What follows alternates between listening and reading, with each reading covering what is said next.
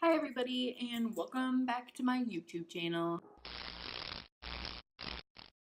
Today I'm going to be telling you a story about how my apartment burned down in January of 2018. So it was a little bit over a year ago. I'm kind of healed from it. I'm still suffering from this much PTSD about it, but Let's get started.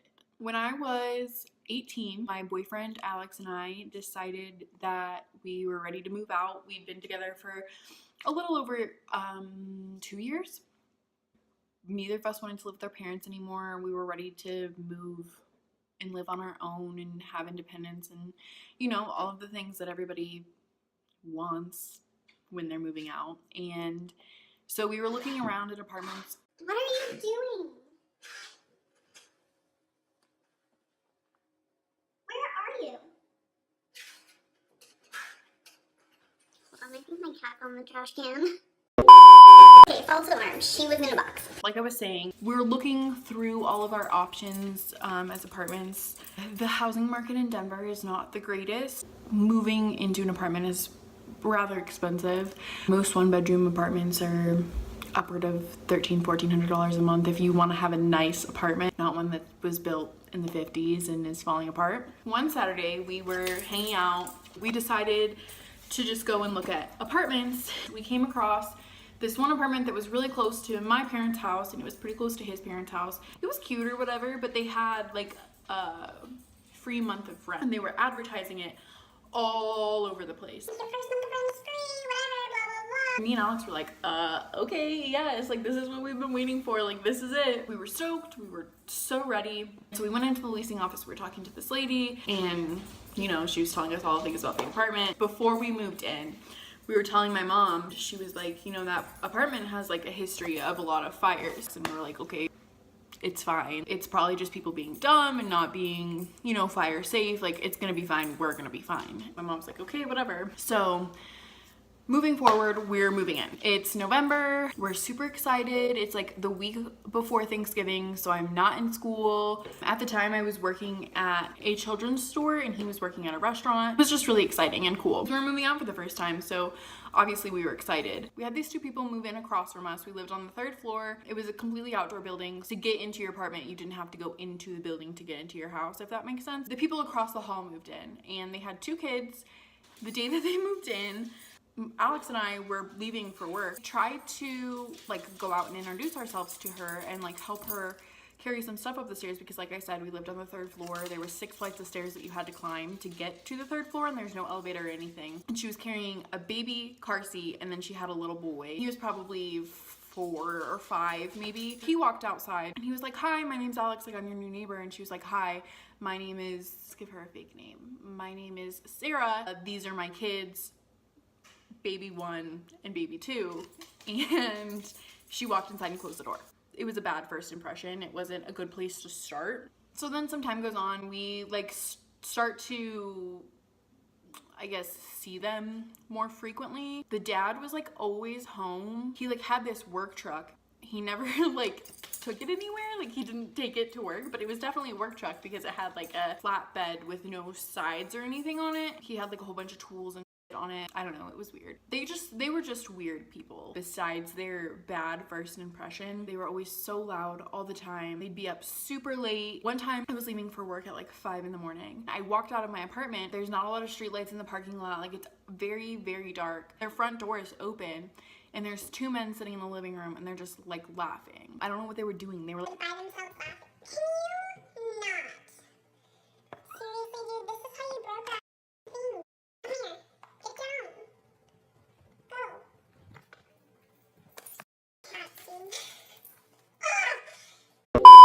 But yeah, they were just weird. Weird that happened all the time. They weren't disturbing my life in the sense that I felt unsafe or anything like that. They were just weird. One night, I believe it was a Wednesday, I think. I don't know, for some reason that's the day that's in my head. I went to bed because I was just really tired. We had a really big box fan in our bedroom, but it created a really nice white noise for us to listen to fall asleep. So I had the box fan on. This was when Fortnite was first becoming a thing. Alex and his friends were playing Fortnite online and he was in the living room with his headphones in and so that I couldn't hear him. I finally fall asleep, and then he comes into the room and he's like, babe, Sarah and her husband are fighting. I can like hear her yelling, help me, and like I don't know what's going on. Should I go out there? And I was like, I mean, if you want to. They're weird, so I wouldn't worry about it. And he was like, okay, well, I'm gonna go see. He puts our little puppy, not a puppy anymore, but she was, puts her in our room with me, closes the door, and then he goes out there. Maybe like 10 seconds later, I hear him slam the front door, and he comes back into our room and he's like, we need to go, the building is on fire. and I was like, what the f are you talking about? Like, what do you mean the building is on fire? And he's like, The building is on fire, like there's smoke everywhere, we need to get out of here, like grab your phone, call 911, we need to go. and I was like, okay.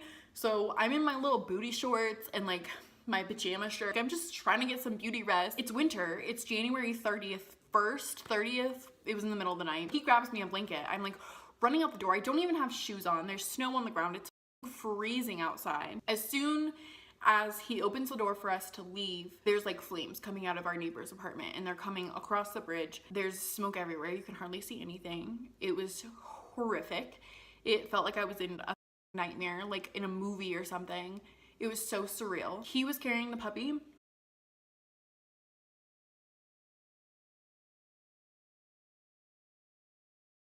I was running down the stairs. I was calling 911. The neighbor who I was telling you was really weird.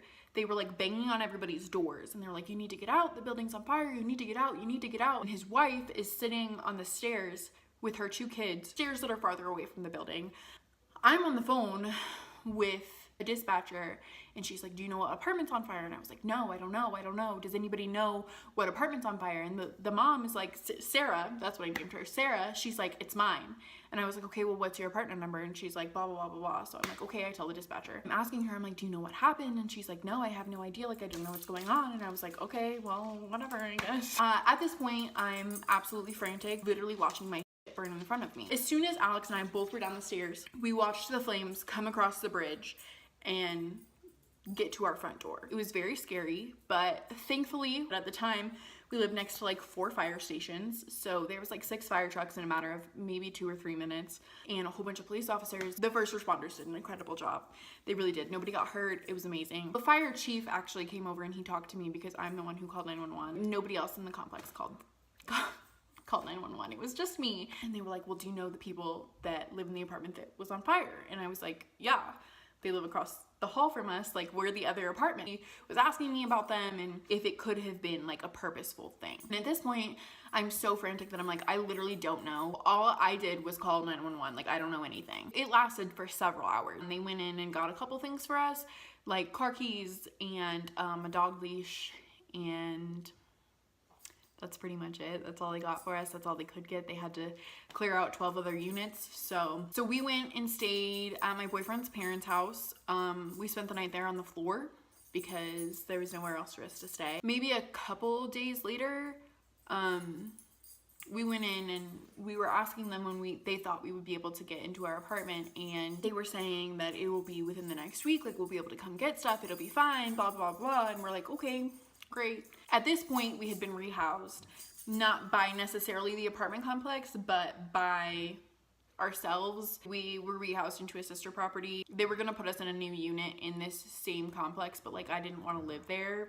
It was traumatic and I didn't want to live there anymore. We were already living somewhere else, but they kept telling us, they were like, you're gonna be able to get your stuff. All of our clothes were in there, everything that we owned, all of my schoolwork, everything we owned was in there. So a week goes by, and then my dad and Alex went to the apartment complex together, and the building was condemned with asbestos. On a longer period of time, not only waiting for the carbon monoxide to clear so that we can safely be in the building and get our stuff, but also for the asbestos to be cleared, in the sense that we could go in there and it would be safe. In the lease, we had signed off on the possibility of asbestos because the building was built so long ago. It was about,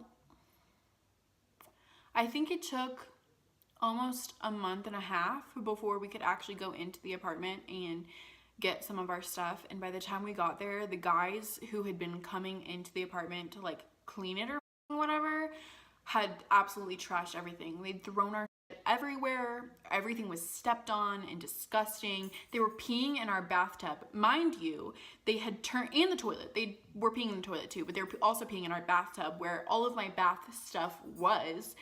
And mind you, they had turned off the water and the gas and the electricity because they're cleaning out a building that was just on fire. They don't want anything else to happen. So they had turned everything off in the building. It was disgusting. The bathroom smelled horrible. All the food in our refrigerator had rotted.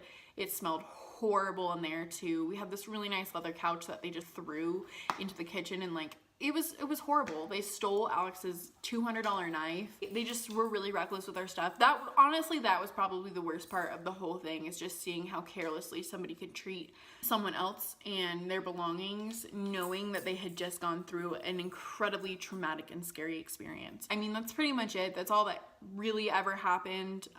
We had a lot of problems with the apartment complex as far as like insurance and stuff goes. The first question everybody always asks us when we tell them that our apartment burned down is, did you have renter's insurance? Like, yes, you have to have renter's insurance to live in an apartment. We did have renter's insurance, and when we transferred to the sister property, they transferred our policy to that address, and they lost our original address at the first apartment.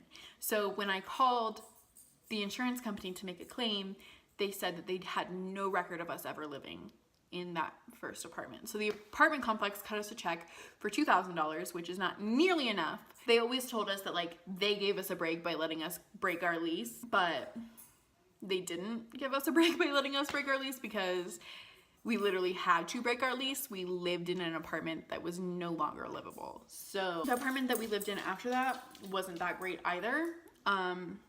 Not my favorite place in the whole world, honestly. I preferred the first apartment to the second apartment, but that's a different story. I live in a different apartment now, or we live in a different apartment now. It's much better, much nicer, and hopefully doesn't have any fire hazards. Thank you guys so much for watching and listening to my story. I hope that none of you have ever had to go through anything like this because it's very scary.